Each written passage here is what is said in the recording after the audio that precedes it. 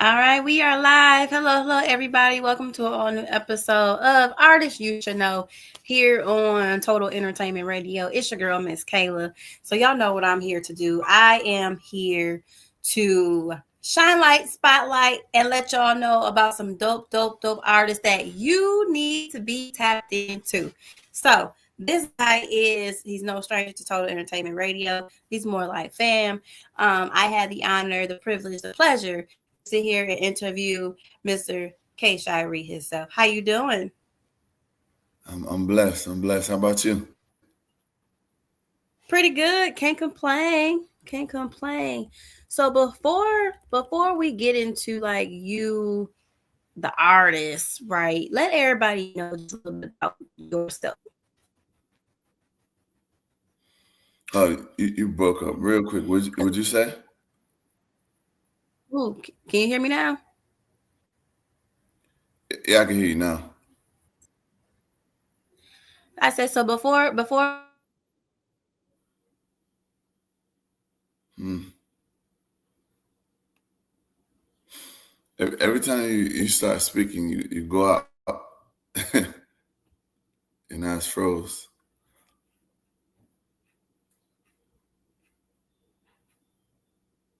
Hmm.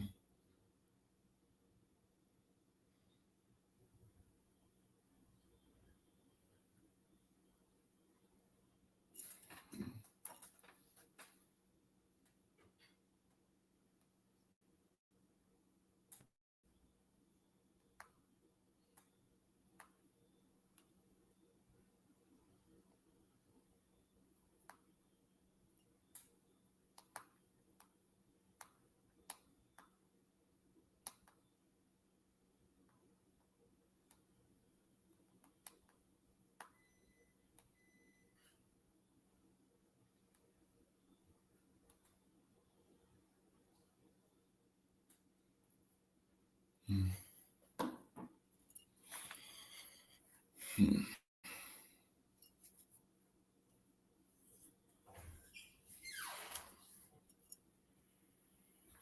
It's frozen.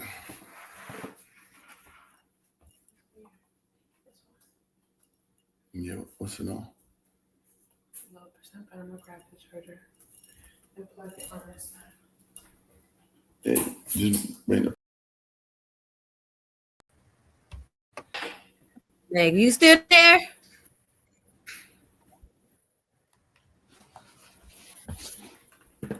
Can you hear me?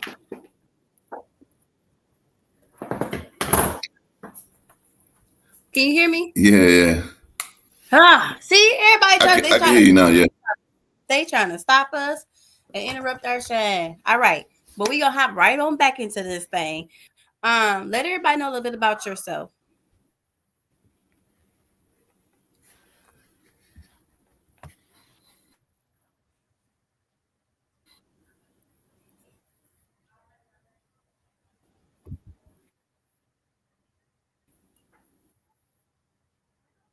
It's definitely some technical difficulties. You can't hear me still. You can't hear me. You Yeah, still I can't hear hear you me. now. You mind if we pray real quick before we Go ahead. engage in this? Cause Go ahead. yeah. Father, I just thank you, Lord God, for this moment, Lord. I thank you for this total entertainment radio, total praise radio. Thank you for Kayla. Thank you for Silas. Thank you for everyone who just you're using in this, Lord. I ask right now that you just clear up the connection, Lord God. I declare and decree that it be cleared up. No disruptions, no more disruptions in the audio, in the visual. Lord God, we just declare and decree clear. Yes, sir. Amen. I agree.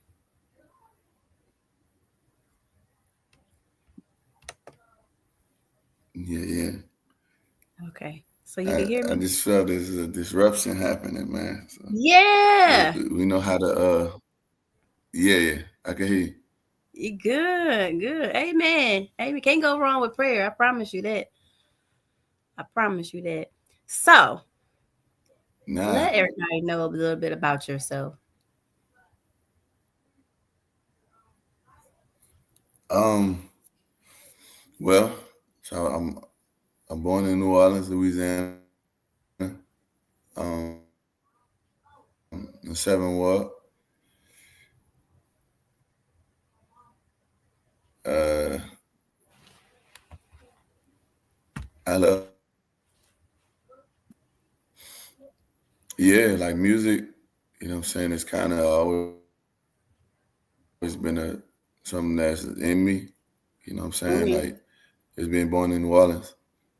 Naturally, you know, music and and I'm now, my walk with God, man, like just kind of propels me to, to fulfill purpose in that, if that makes sense.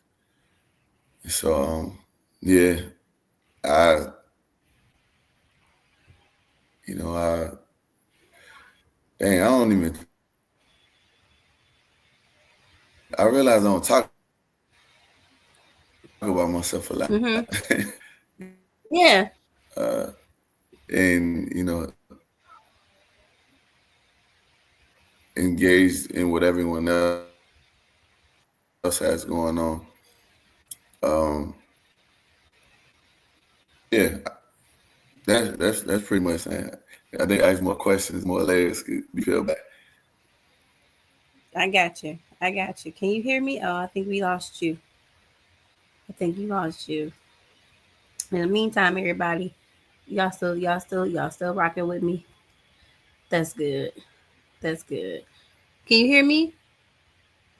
Well, you say you lost me?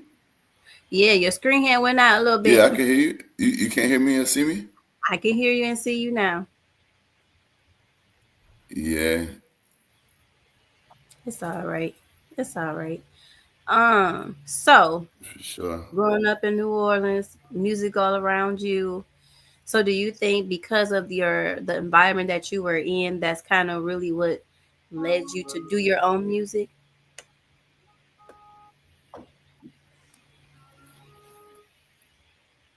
Yeah, most definitely. I think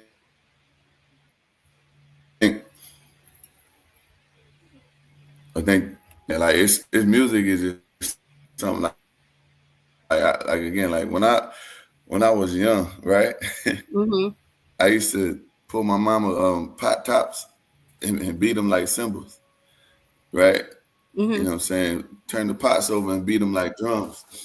And like being at the parades and stuff like that, Mardi Gras, Yeah. um, just like used to get those little fake trumpets, those little plastic trumpets and blow them. Mhm. Right? Like it just kind of like was in me. I can't remember a time when music wasn't a part of my life. Yeah. And then I grew up, what I'm saying, being inspired by like Cash Money, No Limit, Yeah. people that come from New Orleans. Yeah. And and at the same time, I was being inspired by like, like Michael Jackson, Okay. you know what I mean? On TV and all of that. Like LL Cool J, you know. Yeah, I'm an 80s Okay. baby. Yeah, yeah, that's a good variety that you got there though. That's a good variety. So I'm curious to what led you into being like a gospel artist too.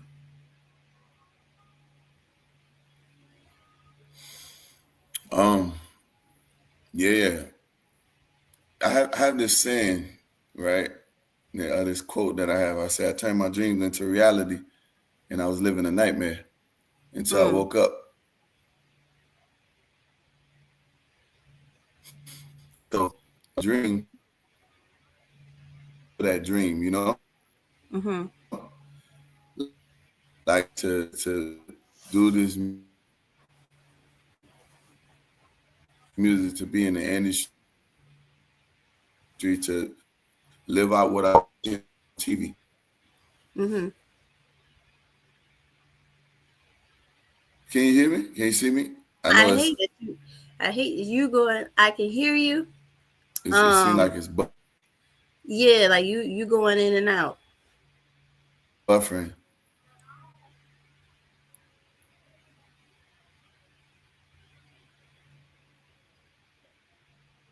I'm gonna call you.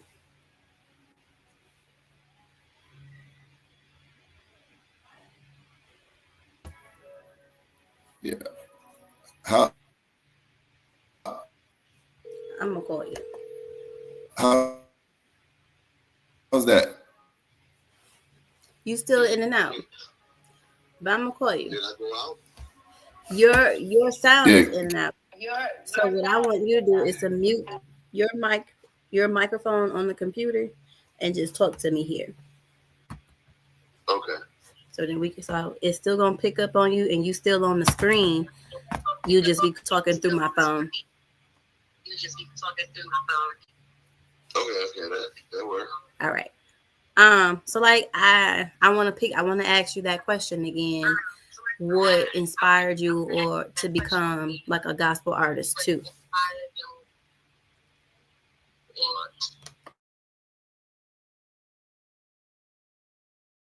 Yeah. Well, real quick, what I'm gonna do, I'm gonna turn the volume down on my end, so I'm not hearing you on both the computer and the phone. All right. Say that one more time. What inspired you to become a gospel artist? Yeah. Um, like I was saying, like I had this quote that I like to just say, just to sum it up.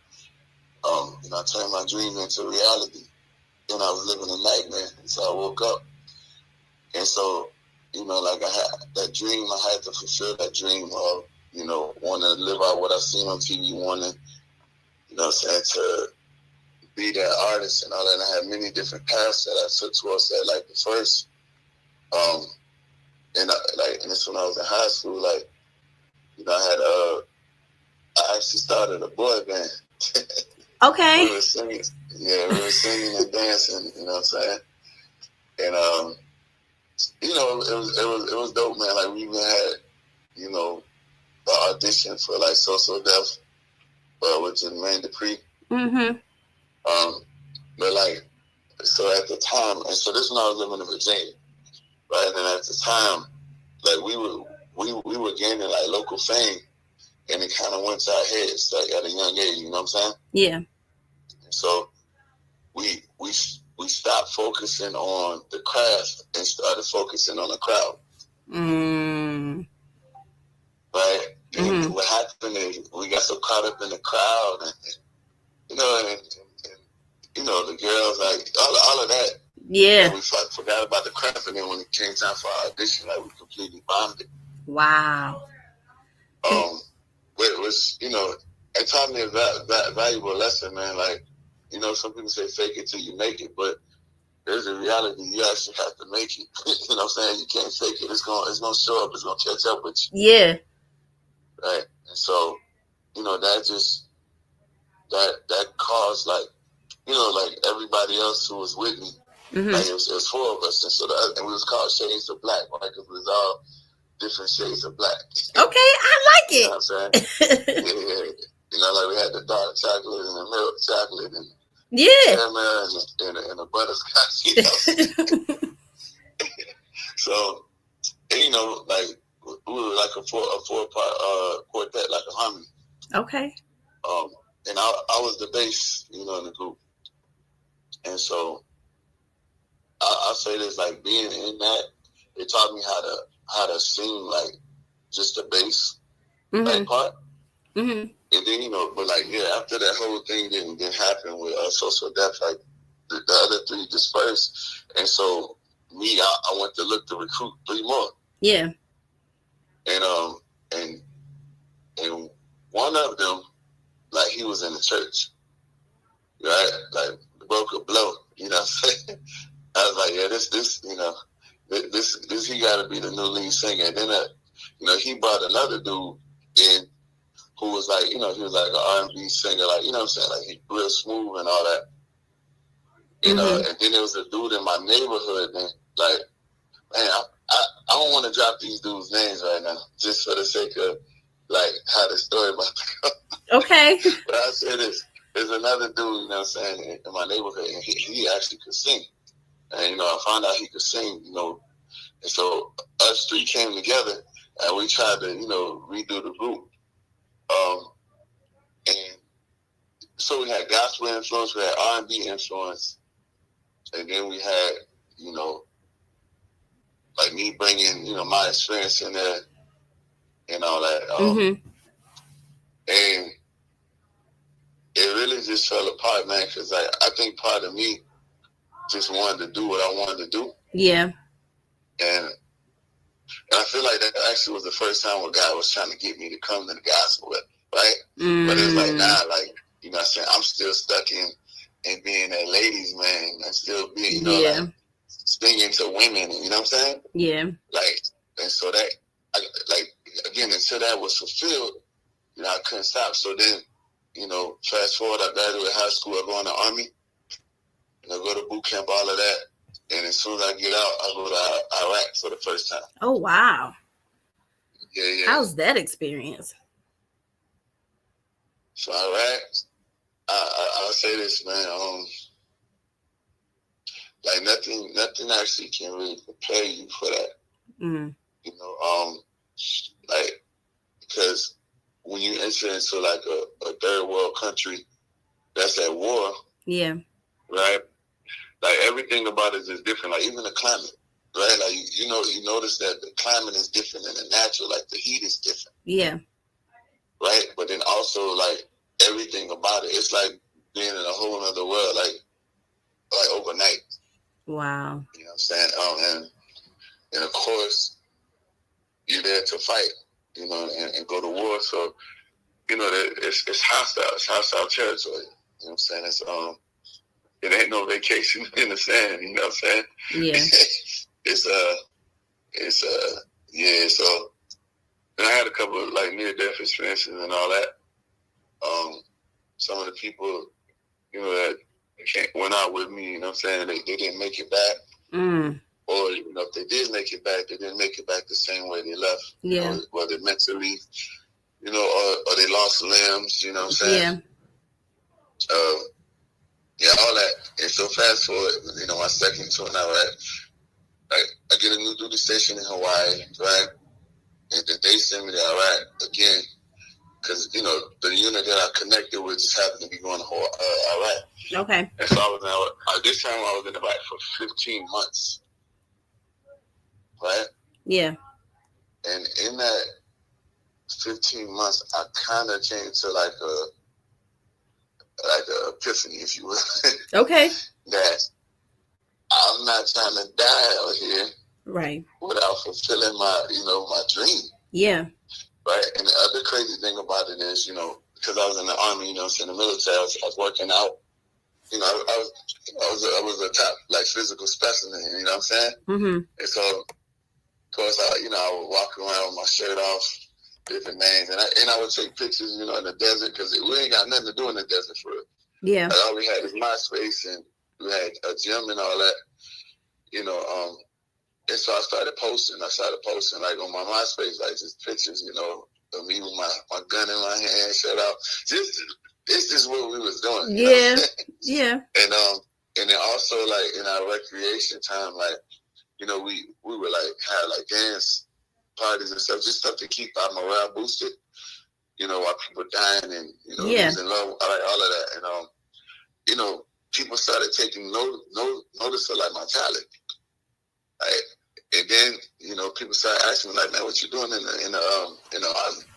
Right. You got all this talent. Yeah. And then like one day it hit me, right? Like, what am I doing here? Right? Yeah. I'm fighting a fight that respectfully what I signed up for ain't what it was, right? Yeah. Mm-hmm. So I had to step back and say, what am I fighting for? Like, what am I even, what are we even dying for? Mm-hmm. That's a whole other conversation, man. Like, you know what I mean? Like, just know that the political climate is not a surprise to me because, I once was part of the Army, yeah, right, the government. So I know the the status quo, you know what I'm saying, and all that. I know the protocol and all that. You know what I'm saying? I know the why behind the what. Yeah. So I'm trying to keep my speech limited. I got you. And as I'm telling the story. Yeah. You know. So, you know, I went to my own, you know, my first sergeant, you know, like he basically the one who was over the platoon and you know, the captain. And I was like, man, I don't want to be here no more. Right. Like, I'm trying to get out. You know, so I'm in the desert, right? It's not crazy. And then what they did, they actually extended our tour 3 months. That's why we wound up being there 15 months. Because I was supposed to be 12. And then it's what my first sergeant told me, and my captain, they said, you know, the only problem is we don't have no reason, like, for you to be out. Like, you're a good soldier, right? Yeah. So we don't have actually no real, like, grounds to like send you back. Let you out. And so what happened was, in all that, you know, I sat with that for a little bit. Then you know, there's two distinct things that woke me up. The first one was when I went out on a convoy, right? Mm-hmm. And so we driving, we moving, and they have what we call like pressure detonated IEDs, which is improvised explosive device. That's what IED stands for. Basically, a certain amount of pressure will cause it to detonate, right? Okay. So, you know, the lead, you know, gun truck went over it. Truck after that. My truck was the fourth truck, right? Wow. Okay. The next truck, the fifth truck, the next truck after the fourth truck after my truck blew up. Wow. Right. Wow. So in that moment, right, the real fear gripped me, like, man, you see, because I was that could have been me. Right. And the reality of it is, and I know this today, that God spared me, you know what I'm saying, because we had to plan for me. But that was the first thing. The second thing was, I began to get a little, you know, depressed and all of that in the desert. And, you know, I started talking, you know, on, like, it was Yahoo Messenger at the time. Mm-hmm. So we had MySpace and Yahoo Messenger. So I was my business. Talking to women, right? Yeah. And one night I stayed like so long, and I lost track of time, and the convoy went out without me. Now here's the thing: that was the last time, you know, the truck after mine blew up, right? Yeah.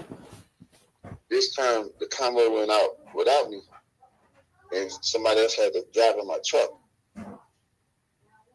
Guess what truck got hit? Wow. Your truck. My God. So at this point, you know what I'm saying, it's like, yo, I got to get out of here. Yeah. Right? Like, yeah. I know I got all this talent in me. Everybody asking me, right? They're saying, you know, and then I snapped. Because I realized the only way I could get out is if I, you know, respectfully go from the good soldier to the bad soldier. So they'll have a reason to keep. They had a reason to let me out. Yeah. Because the truth is, it was my character of service prior to all of the bad things that I did. Yeah. And it's, you know, I'm not trying to get into all the details of that because I don't know how much time we got, but it was my character that allowed me to still get out under honorable conditions. So I still got an honorable discharge. Good. Well, that's good. But as soon as we got back to Hawaii, like I'm telling you, like the next day after we touched down, I went to go do a photo shoot because photographers was hitting me up wanting to shoot with me. So I did a photo shoot. Right, you know what I'm saying? That was dope. And then photographers started sending out my photos to like casting directors. That's when I started getting hit up by casting directors, you know, to like do background work and stuff like that. And they even had a principal role. So you see, like, this is the road to fulfilling my dreams. I'm acting and I mean modeling and acting, and then dancing. Like I started up like dancing, professionally, man, opening up for people like Chris Brown, Nicki Minaj, doing like fashion shows, like but dancing, like, and so dancing was opening doors. But no, I told you my dream was always to fulfill that music, right? Right. So what happened was eventually, like, my dancing opened the door for me to be like to dance in a music video, and it just so happened to be for artists that were in development for Universal Records, right? Okay. Like they were like a Hawaiian Black Eyed Peas. They were called Jam. Okay. Right, and so me and my partner that I used to move with, like I had, my name Kevin, his name was Kevin. Like, so we were like twins. Okay. Right? Okay. And we embodied everything. Like I was dark skin, he was light skin. Like we was like you know what I'm saying. We had a whole dynamic. Yeah. And we was fresh and fly, dancing, singing, rapping. Like we started actually a YouTube channel called TKO, which stands for Tevin Kevin Originals and Total Knockout. It was like a double entendre. Like we was triple threats, right? And what happened was, Universal, like they had seen me and him in the video, and they liked our swag. Like we just stood out among the rest of the dancers. That was a part of our crew actually, right? And so they asked what else we do, and that's when I was like, yo, we sing and rap too. And so then they had brought us in, and they wanted us to be a modern day Kid and Play, if you will. Mm-hmm. Mm-hmm. You know what I'm saying? But more edgy, more young, more hip, you know what I'm saying? All of that. And so we started artist development. And if I could tell you about artist development for me, man, like, it's like this. It's literally like a sense of programming where they have to, like, mold you into what the identity they want you to be. Yeah. So in order for them to do that, they have to break everything that you are. They have to kill, everything in you that makes you you, right? Because you have to be a blank slate, right? So now that they can build you up into that. And so I was verbally, abused. Like I was just like discouraged, like made to feel like I want it, cuss that, all that, right? Yeah. Anything I write, it would get balled up and say it was trash. My singing was trash, right? I had to be basically broken down. It's kind of like this. So I used to be a pimp, right? And I understand like the psychological aspect of, mental slavery and emotional slavery. It's kind of that. Like you gotta make somebody feel like they ain't nothing without you. Yeah. Right? And then when you take away all the confidence, take them out, away everything that makes them, like now you can mold them. Yeah. And program them. So I became, I became an artist, you know what I'm saying, and the person that I didn't want to be. Yeah. However, because of the way I was living my life, like it very much fit the narrative of my life. You know what I'm saying? I'm in the streets. You know what I'm saying? I'm a wild boy. You know what I'm saying? Mm-hmm. I'm from New Orleans, like, and so they said, hey, nobody don't want to hear you sing. You from New Orleans, you gotta rap. You gotta be the type of dude that every dude want to be and every girl want to be with. And so I became that. You know what I'm saying? Like I'll say this, I was that, but then like you know what I'm saying? I never wanted my artistry to be what I became. Yeah. Right? Yeah. I went from singing love songs and dancing, you know what I'm saying, bringing joy, man, to, like a little bit on the other side with it. Yeah.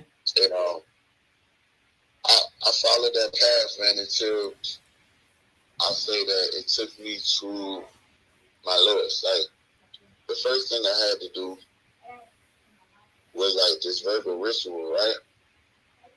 And it was right after I did the show with like Nicki Minaj, and she had called us up to where they was at. Mm-hmm. It was just different people around her, you know what I'm saying? Like people you wouldn't know, like they like shadows, right? Mm-hmm. But they actually the ones that's the puppeteers in the room. Yeah. Right? Yeah. I like to say they like the nameless faceless to the public.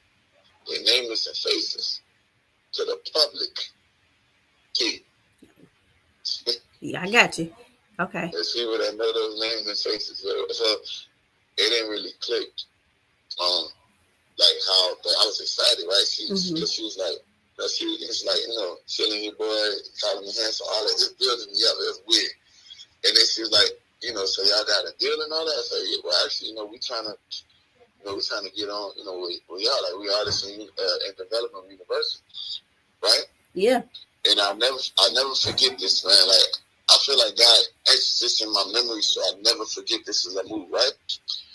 She gave me this look, Nicki Minaj, right? She gave me this look, and that look she gave me, it's like God used her in that moment. It was a look that said turn back. Like, you know what I'm saying? It was a look like, but I was, I didn't really understand it. I was in Dutch, so I was like, man, you know what I'm saying? The next day, I go to the studio, and they, like we celebrating, like, hey, you like that, huh? You love that, right? See, what all that is, like just trying to, pull on the ego, all of that, right? And then it's like, well, what would you do for it? Oh no. You know what I'm saying? Like, and it's so nonchalant, like, because you hungry, right? So like they feed on your hunger, like, man, would you do anything for it, right? Like, would you sell your soul for it? And without even like comprehending what that means. You ever seen the Simpsons episode where Homer was like, man, I'll do anything for a donut. Yeah. And then the devil came to him and said, hey, how bad you want this donut? Would you sell your soul? And he was hungry. He wanted it. He just he didn't even care. He didn't even realize what he was saying. That's what that was. Ooh, at that time, I had entered into, a demonic verbal covenant with the devil in the kingdom of darkness.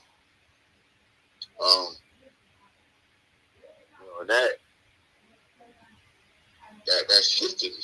Yeah, I bet. So you know what I'm saying, I you know what I'm saying, if I was to explain it, man, from that point on, I no longer was in the driver's seat. I was in the passenger seat. And there was a demon that was, that was driving, yeah. You know what I'm saying? And, it led me in a lot of different darkness and all that. And all of that, you know what I'm saying? Without going super deep, all of that, you know what I'm saying, led me to a point where I was just finally like, I feel like God had to allow that to completely die. Like everything that I was wanting, I had to find out that it was a lie. Yeah. Yeah. And then I was empty, man. I remember I was in Vegas, you know what I'm saying? I was in Vegas and I was in the apartment, right? Like it's in Paradise, Nevada, like right outside of Vegas. You know what I'm saying? And my partner that was moving with me, like like with the like those televangelist things, like they come on in the middle of the night, where they talking about God and all that. So that came on, right? And then he just started talking. He said, "Man, God said we lost and we didn't go back home, all that." And I looked at him, you know what I'm saying? Because like I'm a whole demon right now. It's like, like especially with I don't cuss anymore, right? Like what you talking about, bro? Like, you know what I'm saying? Like you tripping, like you know what I'm saying? We was living a certain life, and then next thing you know, like he got arrested, on the Vegas Strip, and I had to come talk to the officer. Don't so sure they let him go, and then the next day. Bro was on the he called his his mom and all that. Yeah. Like he was like, and she got him a flight back to Hawaii. He was out of there, right? Yeah. And so now the next thing is, you know, saying the other dude who was our roommate, his girl had left him, and he started doing cocaine and all of this stuff like that, and you know what I mean, and it's like just the atmosphere was dark. You know what I'm saying? Drug, like everything. And I remember just feeling like super, super empty. And then I heard a voice say, call your mom. Just like my boy called his mom, right? I heard a voice call my mom. And at the time, my mom, she was like a leader in the church, right? And so I called her, and You know what I'm saying? She prayed over me, right? And when she prayed, like that demon that was in me just came up out of me. And just like my boy, it's like night and day. At night, I was in Sin City in Vegas. And day, I was in Virginia, studying the Bible, right? Learning about God, man. And the first book I read was Ecclesiastes because God had to kind of show me, like, my life. Like, you know, Ecclesiastes was written by King Solomon. And he's a man who's experienced all the pleasures of this world. And he's one who, after he did that, he was able to write, okay, this is what I learned. So, like, I'm sitting in this book, he's uncovering my life, like, man. And then, you know, so I'm learning this, like, at the end of the day, like, it was all for nothing. Like, what did I really gain? When I sold my soul, I did some things, you know, that bring me shame, right? I lost myself in it. And God began to, you know what I'm saying, speak to me, man. And so right before I got baptized, I went back to, you know, New Orleans. And I was at my grandma's house. And I was kind of sitting and everything I just came out of. And I was like, man, I don't even want nothing to do with that. Right? And then I heard the Lord speak to me. It's the first time I heard his voice. He said, I don't want you to give up music. I want to show you how to use it for me. And in that moment, he literally downloaded my first song into me. Like, I didn't write it. It just came out of me. Like, and then, you know, as it came out, you know what I'm saying, I wrote down the words that was coming out. It was called My Struggle, and it was my testimony. It literally was giving a snapshot of everything that I came out, like, before him, right? And from there, man, like, I went and did that song at the church, and, you know, everybody was like, yo, like, man, like, cause no, nobody know was on that. I'm coming out of the industry, you know what I'm saying? Like, I'm a whole different. You know what I'm saying? I got the experience with me and all that, and it unlocked something where I was getting a lot of support from the church. You know what I'm saying? Like, cause nobody else was doing it. Like, I actually started a creative arts and entertainment ministry in the church. Right, one that wasn't so religious, right, and allowed people the freedom to explore their gifts. Yeah. So we started acting and dancing, like, it started breaking out. And God was showing me, see how I'm taking that, what was perversion, and I'm now using it for purpose. Yeah. He was showing me that. And so, you know, I was in that, you know, for 6 years, man. And God had me reading his word and developing me. And, you know, he told me in 2011 when I got saved October 12th. 2011, so the 10th month, the 12th day, and the 11th year. Very, very significant. If you catch what I'm saying. Right? The alignment of the 10th month, the 12th day, and the 11th year. And he told me, he said, one day I'm going to send you back. Right? Yeah. So, of course, you know, I'm waiting for that. You know what I'm saying? Like, hey, when we going back? Because at this point, I'm like, yo, respectfully, I want vengeance. I want payback. He had to purify me. Yeah. Right? Because if he had really sent me back, I would have fell back into all of it. I would have probably, you know what I'm saying, murked some men.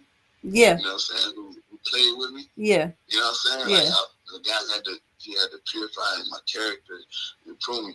And so it wasn't until 2017, right? Where, and it's always a song, man. It's always a song that, like, launches me into something that God promised me.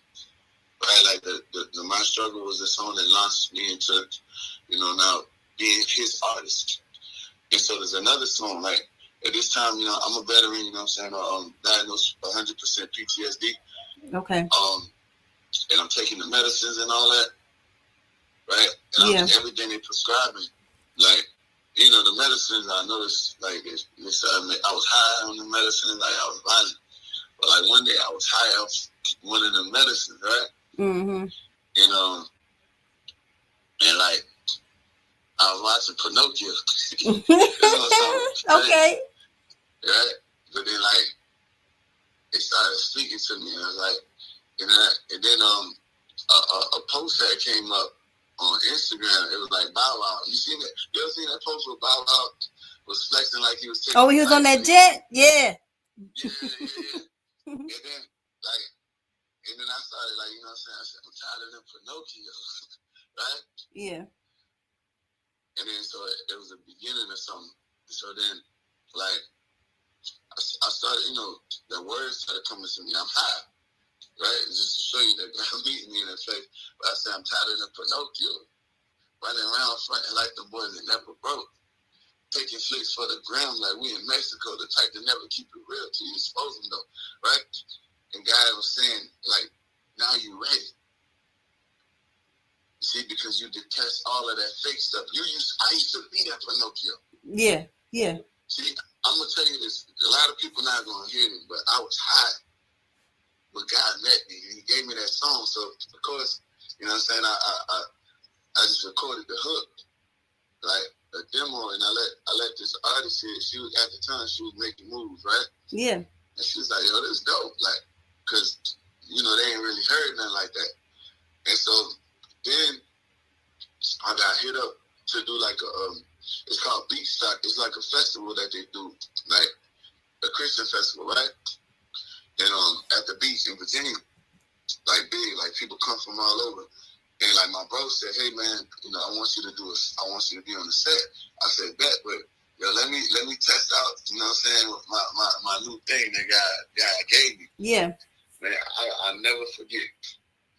I just did the hook of the song, right? Yeah. And they heard the beat and they went crazy.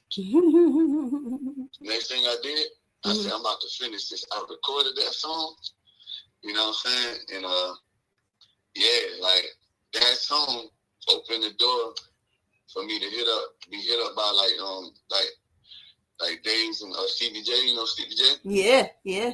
But they had an entertainment company called Skrilla Gorillas, like, you know what I'm saying, the bros from New York or whatever. And they hit me up, you know what I'm saying, they seen the video, like the song, and I came out to Atlanta, right? And it's like crazy because, like, remember I told you, like, he told me he was going to send me back. He's the funny thing is, yeah. I didn't get sent back on the Christian side of stuff. I got sent back on the other side. The same way I left, the same way I came back. Yeah. And then, so I'm moving around. How much time we got? Because I feel like... You've been talking? Well, I was letting you talk because for one hour, we had a rocky start, right? And so I wanted to make sure that we made up for that time. But I also felt in my spirit to just let you speak. Normally we do kind of cap it a little bit, but I definitely felt in my spirit to just let you speak. And when I tell you, I don't know about everybody else who's listening, who's tuning in, but I've definitely been blessed because you, sir, have such a story out of this world. And you have such a powerful testimony, and for you to still be here, sitting here in front of me in your right mind and have that faith and still have that faith and that drive in you is inspiring to see. Thank you. It's so inspiring to see. So I do want to before we do wrap it up though, I do want you to at least let people know like any projects that you got out right now, and then how they can rock with you, man. Like how can they follow you, how they can just stay tapped in with you. Yeah, so fast forward, I told you on the other side I was an artist in development with Universal. Yeah. Well, so after 7 years, from 2017 to 2024, that was a 7-year span. Yeah. Just doing the things God had me doing, like you said, using his music and also being a soldier, right? Yeah. On the battlefield for him, right? Because he took both. He took the music and the soldier. Like, he took it all, and he just, packaged it in something that I call Light Bearers. And I was moving around, and in 2024, like, I literally got hit up, basically, by the guy who's my manager now, and he A&R the deal for me, a distribution deal with Universal Virgin Music. I want you to hear what I just said, though. I want you to hear it. God said, I restore all things, right? Yes, sir. So what are the chances that now when God is restoring me, like he promised, the same like label structure, right? Yeah. That I left is the same one that now comes and brings me, you know, into my new season. And so I released a record called Save Me. Yeah. You know, and I feel like that record, again, remember, it's another song that's releasing me in the season. I feel like that record is the record that I need daily, that I needed yesterday, and that people need today. Yeah. And let's just say it's doing numbers right now. You know what I'm saying? Like it's doing numbers. I'm not even gonna lie to you. Yeah. And so, Save Me, that single's out on all streaming platforms. Anybody want to tap in with me on IG? It's at K-Shire Reborn. It's KSHIREBORN. K-Shire Reborn. You know, that's me being reborn. And yeah, the new me rising, man. And so, Save Me. We do got the next single coming out called In My Zone. That's a big one. You know what I'm saying? Like, it's a lot around that. Yeah. Like, so much so that, you know, the campaign, all of that. Like, so I'm excited for that. I do post little, you know, just little, like, I say little crumbs, little breadcrumbs to kind of get people engaged and intrigued in what In My Zone is really going to do. Yeah. But needless to say, it's going to be dope, right? Like you said, my story is what it is, and I have unique and creative ways of telling my story. Yeah. To bring people into, you know, a universe. Yeah. I love possibilities. That. Yeah. I love that. I love that. Well, I thank you, K-Shire, for rocking with us today, for sharing your testimony here with us on Total Entertainment Radio. Because you kind of hit all aspects. I mean, you hit, I guess if you want to call secular, you call your secular world, the demons and that you fight, but then you touched on your faith. You've been a soldier in our army. Like you're well rounded, right? And to see God take every part of your life and connect it and bring it all together to where you are now is truly amazing. And I'm sure we have listeners out there who probably can relate um to you in so many ways in one aspect or the other. So hats off to you. Thank you again for rocking with us, for being on our show. We truly appreciate it. I appreciate the opportunity. No problem. Thank you for letting me share my story as well. Absolutely, absolutely. Everybody, y'all make sure y'all continue to tap in with K-Shire on all platforms. Check them out, follow them, stay tapped in, and watch this journey, man. Watch this journey. Continue to follow Total Entertainment Radio on Facebook, YouTube. Listen to the station, TotalENTRadio.com. Let us know what you think. My name is Kayla. We got to get out of here. Until next time, y'all. Peace.